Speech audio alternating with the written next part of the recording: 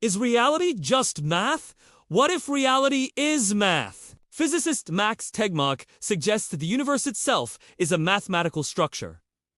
But what does that mean? Are we A. Equations, B. Illusions, or C. Both? In 2003, Tegmark published a paper titled, "Well, is the universe just math?" In it, he explores the idea that our reality is nothing but numbers and equations. He writes, quote, "If the universe is a mathematical structure, how does that square with the idea that we have free will? If the universe is just math, are we really more than the sum of our equations?"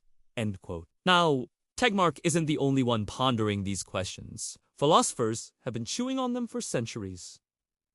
But where did this idea even come from? The notion that reality is math is surprisingly old. You can find it in ancient Greece. Philosophers like Pythagoras thought the world was built on numbers. Pythagoras and his followers believed that numbers were the building blocks of everything. For them, numbers weren't just abstract symbols. They were real, existing independently of human minds. Pythagoras wasn't the only ancient thinker to take this approach. The Chinese philosopher and mathematician Xiao Yang also saw the world through a mathematical lens. He looked up at the patterns in the sky and saw not just stars, but numbers. To him, the positions of the stars were like the notes on a musical scale. This idea that numbers and shapes found in nature are music to the math's lover, ears has stuck around. It inspired scientists like Johannes Kepler, who used math to uncover the laws of planetary motion.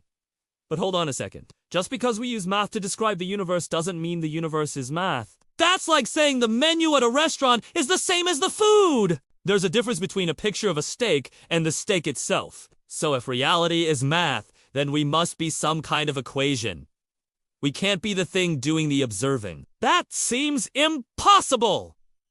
Here's where things get really weird. Tegmark suggests that we might be both the observers and the observed. We create the universe by simply looking at it. He says that reality is a kind of mirror. It reflects back what we put into it. Our observations create the universe, but the universe also creates our observations.